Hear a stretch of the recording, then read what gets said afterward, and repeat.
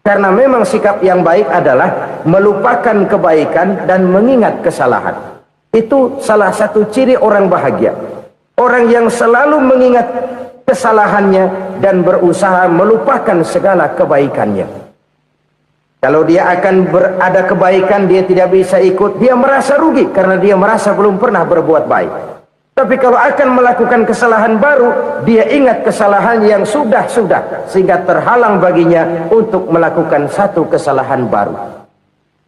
Demikianlah saudara-saudara, bahwa Allah melebihkan rizki sebagian kita dari yang lain, agar terjadi tolong-menolong dalam kehidupan ini. Jadi kesenjangan yang nature, kesenjangan yang alami, itu sunnatullah. Ada yang kaya, ada yang miskin, ada yang kelas menengah. Nah, kenapa lalu sekarang kita berusaha mengentaskan kemiskinan? Oleh karena adanya kesenjangan struktural. Kalau yang kaya bisa semakin kaya, kenapa yang miskin tidak bisa naik jadi ikut sedikit kaya? Sebab pada dasarnya Islam adalah agama yang sejak turunnya sudah berupaya memerangi kemiskinan. Bahkan dikatakan kemiskinan itu mendekatkan kepada kekufuran. Orang kalau miskin udah dekat banget sama kafir. Gampang menjadi kafir. Berapa banyak saudara-saudara kita yang oleh karena soal perut, oleh karena soal materi, terpaksa meninggalkan dan menanggalkan akidahnya. Menjual petunjuk yang diberikan Allah dengan kesenangan dunia yang cuma sebentar ini. Na'udzubillah, thumma na'udzubillah. Jadi makin kita sembunyikan satu sedekah, semakin banyak perbendaharaan kita di surga. Sedekah yang paling dicintai Allah adalah sedekah yang disembunyikan. Malahan ada seorang sufi, dia punya kebiasaan kalau pergi sholat Jumat, dia bawa uang, itu uang dia taruh di bawah tikar masjid. Dia niat sedekah kepada siapa saja yang nemuin itu duit. Maksudnya apa? Supaya yang nemuin nggak tahu siapa yang punya duit. Demikian dia saking ingin menyembunyikan sedekahnya. Karena sifat ria itu bisa memakan amal kita sendiri. Ria itu termasuk menyebut-nyebut kebaikan kita. Orang yang suka nepuk dada, sedikit-sedikit ngitungnya kalau nggak gua. Tuh kalau nggak gua tuh. Tuh yang belas itu, kalau nggak gua, kalau nggak gua. Iya, kalau nggak lu kenapa emang? Orang yang suka menepuk jasad, tuh biasanya memang begitu, saudara-saudara. Kalau perang lagi berkecamuk, orang nggak sempat ngaku jadi pahlawan. Tapi begitu perang selesai, yang kagak kenal bedil ngaku pahlawan, mas. Itu sesuatu yang biasa. Oleh karenanya, orang-orang yang ikhlas dalam bersedekah, disembunyikannya sedekah itu Allah cinta betul. Malahan ada hadis memberikan jaminan, inna shadaqatal mar'il muslimi tazidu fil umri wa tadfa'u mitatas su'i. Sesungguhnya sedekahnya seorang mukmin tazidu fil umri, bisa menambah umur panjang, wa tadfa'u mitatas su'i, dan menyelamatkan manusia dari mati secara su'ul khatimah. Jadi siapa yang kepengen panjang umur, banyaklah sedekah. Yang bosan hidup, pelit terus. Sedekah menambah panjang umur dan menyelamatkan manusia dari mati secara su'ul khatimah. Pak, katanya umur itu nggak bisa ditambah, nggak bisa dikurangin. Kapan? Kalau ajal sudah datang. Fa idza jaa ajaluhum la yastakhiruna sa'atan wa la yastaqdimun. Kalau ajal datang tidak bisa dimajukan, tidak bisa dimundurkan. Itu kalau ajal sudah datang. Tidak bisa lagi umur ditambah dikurangi, sudah datang. Tapi kalau belum datang, itu kan haknya Allah. Mau ditambah, mau dikurangi, hak prerogatif Allah. Sebagai pencipta manusia, Allah Maha Kuasa dan Maha Mampu. Sedekah ini menambah panjang umur dan menyelamatkan manusia dari mati secara su'ul khatimah. Itu orang mati kan sama ya kondisinya, mati nggak nafas. Tapi hakikat mati kan lain-lain. Ada yang mati itu husnul khatimah, baik akhirnya.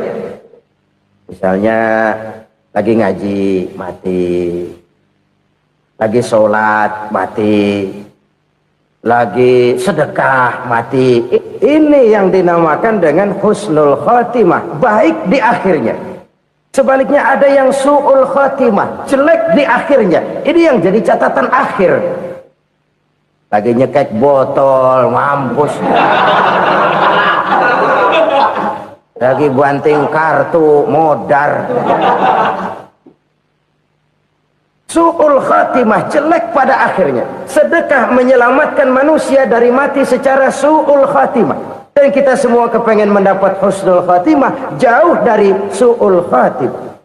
Oleh sebab itu yang bisa menyelamatkan kita dari penyakit itu antara lain adalah sedekah yang disembunyikan, yang dikerjakan dengan ikhlas karena Allah, tidak karena kepengen dipuji orang, tidak karena ingin dikatakan orang pemurah. Sebab orang dermawan itu orang yang memberi tanpa harus diminta. Kalau masih harus diminta, ya belum dermawan namanya, masih harus diminta. Kalau nggak diminta ya tulus, lolos, polos. Saudara-saudara kaum muslimin rahimakumullah, harta adalah amanat dan akan kita pertanggungjawabkan. Allah melebihkan rizki sebagian kita dari yang lain agar kita saling tolong menolong, bantu membantu. Nabi janjikan, siapa yang meringankan beban saudaranya muslim di dunia, Allah akan meringankan bebannya di akhirat nanti. Sebuah jaminan dari baginda Nabi. Si orang yang kita bantu barangkali tidak bisa membalas, Allah yang akan membalas lewat jalan lain yang tidak pernah kita sangka-sangka.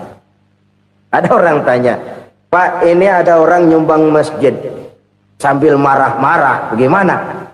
Saya bilang sumbangannya aja ambil, marahnya jangan. Marahnya jangan diambil, itu urusan dia.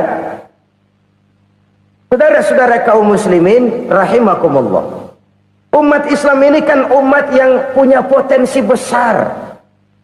Kadang kita merenung, kenapa kadang-kadang pembangunan masjid kok lambat sekali? Kalau hotel hari ini peletakan pertama, bulan depan peresmian. Supermarket hari ini peletakan batu pertama, minggu depan peresmian. Tapi kalau sudah yang namanya masjid, kadang-kadang peletakan batu pertama sekaligus jadi batu terakhir. 3 tahun, 4 tahun, campur nebar jalak di jalanan, duit dijaring kayak ikan sepat. Apa tidak ada orang Islam yang kaya? Banyak. Apa tidak ada pengusaha muslim yang jadi konglomerat? Ada. Lalu yang belum banyak itu yang komit terhadap nilai-nilai agamanya. Akhirnya kita jatuh jadi umat yang lemah. Belum ada pengusaha konglomerat muslim buka pabrik supermi cap bedug misalnya umpamanya atau pabrik kecap cap sorban supaya identitas keislamannya sedikit kelihatan. Kita jatuh jadi umat yang lemah karena potensi tidak terinventarisir dengan baik. Kita ini ibarat kompor yang cuma matengin nasi orang lain. Potensi kita dimanfaatkan oleh orang lain. Ukhuwah Islamiyah kita baru terbatas kepada silaturahmi. Ukhuwah di bidang ekonomi kita lemah, ukhuwah di bidang kebudayaan kita lemah, apalagi ukhuwah di bidang politik kita lebih rapuh lagi. Padahal ukhuwah itu adalah totalitas kehidupan manusia, menyangkut ipolexos bud, memerlukan nilai-nilai ukhuwah. Jadi oleh karena itu mari kita menyadari, di dalam harta kita, walaupun kita yang cari, pergi pagi, pulang sore, peras keringat, banting tulang, di sana ada harta anak yatim, di sana ada hak masjid, di sana ada hak pesantren, di sana ada hak jihad. Berbahagialah seseorang apabila dia oleh Allah dijadikan keran. Keran itu menyimpan air, tapi tidak untuk dirinya, tapi disalurkannya kepada mereka yang memang memerlukannya. Saudara-saudara kaum muslimin rahimakumullah, ini yang pertama. Jadi perbendaharaan surga adalah menyembunyikan sedekah. Orang lain nggak tahu, kita pun nggak pernah ngitung-ngitung. Kita anggap lewat begitu saja, padahal itu deposit akhirat. Satu. Yang kedua, perbendaharaan surga itu apa? Wa kitmanul musibah, menyembunyikan kesulitan. Kadang orang takut menghadapi kesulitan. Tapi makin kita merenung, hidup ini kan sebenarnya urusan. Takut sama urusan ya jangan hidup. Tandanya orang hidup itu kalau punya urusan. Urusan melupakan problem. Problem sering menimbulkan kesulitan. Kesulitan bukan untuk ditakuti, tapi untuk diatasi dan dicarikan jalan keluarnya. Siapa sih orangnya yang nggak pernah sulit-sulit? Makin tinggi status sosialnya, makin gede urusannya. Makin tinggi kualitas imannya, makin berat tingkat kesulitannya. Cuma memang yang namanya enak itu seperti pelangi. Biang lala itu nggak pernah di atas kepala kita, di atas kepala orang melulu. Lu sih enak lu, kata kita. Dia juga bilang yang enak kan lu. Pelangi itu nggak pernah di atas kepala kita. Kata tukang beca, aduh enak ya naik Mercy. Kata tukang beca, apa yang di dalam mobil Mercy? Aduh enak bener tukang beca, di jok ngeringkuk ngorok pules bener. Saya kamar pakai AC sejuk, tempat tidur sutra empuk, alga spring bed, gula kulik nggak bisa pules kalau belum minum Valium, belum tidur. Enak bener tukang beca, di jok ngorok nggak tahu wetan kulon. Si tukang beca bilang yang di Mercy enak, yang di Mercy bilang tukang beca enak. Inilah enak, nggak pernah di atas kepala kita, di atas kepala orang lain melulu enak itu. Nah saudara-saudara, yang merupakan perbendaharaan surga itu orang yang bisa menyembunyikan kesulitan, baik pribadi ataupun rumah tangga. Nih terutama rumah tangga yang jadi soalnya. Kadang-kadang kita ini kalau senang, sebaliknya kalau senang kita diam, kalem aja, cuek. Banyak banget duit kita bawaan, diam aja udah, malah ketemu orang takut. Tapi begitu susah sekampung tahu. Padahal Nabi mengajarkan perbendaharaan surga itu menyembunyikan musibah, menyembunyikan kesulitan. Kalau enak cerita sama orang-orang, kalau nggak enak rasain sendiri, tekan sendiri, atasin sendiri. Kita kan sebaliknya, senang kita diam, asal lagi susah paling tidak kita nyari teman buat cerita kesusahan.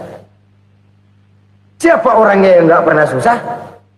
Cuma soalnya bagaimana kita mengatasi kesusahan itu sendiri. Begitu juga misalnya kalau orang sudah berumah tangga, itu orang tuanya harus menjadi tempat dia cerita yang enak-enak saja. Yang nggak enak rasain berdua, selesaikan berdua, atasin berdua. Jangan dibalik. Asal senang diam, giliran susah saja. Maknya laporan. Terbalik. Bisa menjaga security informasi. Maka nama bayam keluar diam, malah seluitan. Enak amat lo makan daging ayam. Security informasi. Saudara-saudara kaum muslimin rahimakumullah, ujian yang terberat itu yang pernah diberikan kepada para nabi, para rasul, para aulia, para ulama. Makin tinggi keimanan, makin berat bentuk kesulitan. Ayo saya kemukakan satu contoh saja. Ada seorang nabi yang kaya, nabi kaya, namanya Nabi Ayub. Iblis kalau orang begini kan keki, ibadahnya rajin, kaya. Nih yang kayak begini susah digodain. Kalau ibadahnya rajin, miskin, kali bisa disogok. Sini imannya mantap, ibadahnya rajin, kaya, nabi lagi. Oh, tapi namanya iblis nggak kurang akal. Laporan, Tuhan, kenapa Les? Ya ini bahasa saya, bahasa Qurannya sih nggak gitu. Itu hambamu yang namanya Ayub, dia rajin ibadah cuma karena dikasih kaya aja. Coba kasih miskin dia, berhenti dia sembahyang. Ah kamu bisa aja, saya tahu Ayub itu hambaku yang ikhlas. Saya buktiin Tuhan, silahkan. Dibuktiin lah, iblis turun ke alamin. Yang mula-mula dia lakukan, dia rusak sawah ladang Nabi Ayub, dia binasakan binatang ternak Nabi Ayub, sehingga dalam waktu singkat jatuhlah Nabi Ayub dari orang paling kaya jadi orang paling miskin. Beliau masih ibadah di mihrab dalam masjid. Datang iblis. Saudara Ayub, ya. Lagi ngapain? Ibadah. Nyembah Allah, nyembah Allah. Oh, percuma. Kenapa? Tuhan yang ente sembah nih, dia udah bikin miskin ente. Sawah ladang ente hancur lebur, binatang ternak binasa. Sekarang ente jadi orang paling miskin. Ngapain nyembah Tuhan kayak begitu? Tekor. Udah berhenti dah ibadah, berhenti ibadah. Ini iblis sama Tuhan laporannya lain, yang dikerjakan kepada Nabi Ayub juga lain. Benar begitu iblis kata Nabi Ayub? Iya, sawah ladang saya habis, buras. Binatang ternak saya binasa, binasa. Saya miskin, bangpak. Apa jawab Nabi Ayub? Bukan innalillahi, ya, ini hebat. Alhamdulillahillazi a'tani wa akhadha minni. Segala puji bagi Allah yang telah memberikan harta kepada saya dan sekarang mengambilnya lagi. Alhamdulillah. Allah yang ngasih, Allah yang ambil. Itu mah urusan Allah. Iblis cuman ibadah jalan terus, sujud lagi Nabi Ayub. Iblis seleher gondok banget. Dasar Nabi nggak mempan dia apa-apain. Miskin malah alhamdulillah. Allah yang ngasih, Allah yang ngambil. Jadi kalau kita tidak komit, kita tidak terikat kepada kaya, miskin, senang, susah, apa yang bisa bikin kita susah?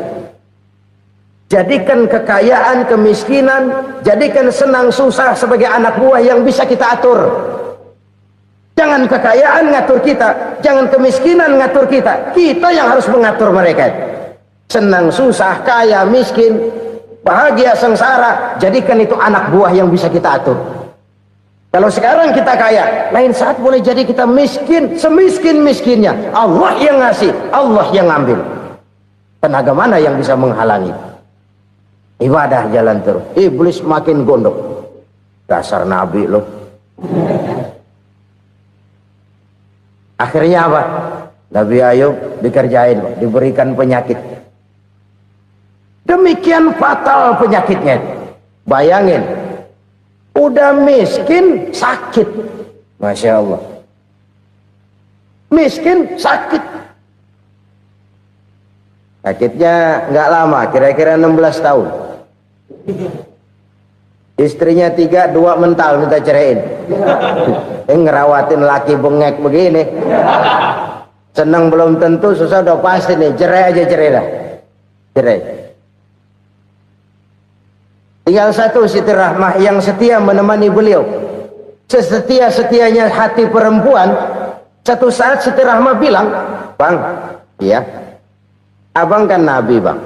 Lalu, namanya Nabi kan doanya jarang meleset bang. Maksud kamu minta kenapa sih sama Tuhan biar abang sembuh baik dah bang?" Siti Rahmah, iya. Saya sakit berapa tahun sih dah? 16 tahun bang. Sebelum ini saya sehat berapa tahun? Ya kira-kira 60 tahun bang. Nah coba ente banding-bandingin Rahmah. Saya dikasih sehat 60 tahun, dikasih sakit 16 tahun. Sudah nggak sabar mau doa kepada Allah minta sembuh. Saya malu kepada Allah. Diuji dengan yang luar biasa seperti ini, tidak mengganggu stabilitas kehambaannya. Dia tetap menghamba kepada Allah Subhanahu wa ta'ala. Saudara-saudara kaum muslimin rahimakumullah, kunci menghadapi kesulitan itu apa? Allah jelaskan dalam satu ayat, wa basyiris sabirin alladzina iza asabathum musibah qalu inna lillahi wa inna ilaihi raji'un. Gembirakan orang-orang yang sabar. Siapa mereka itu? Yang apabila mendapat musibah mereka kembali kepada keyakinan dasar, segalanya dari Allah dan segalanya akan kembali kepada Allah. Ini konsepsi dasar dari sikap muslim dalam menghadapi berbagai kesulitan. Segalanya dari Allah, segalanya akan kembali kepada Allah.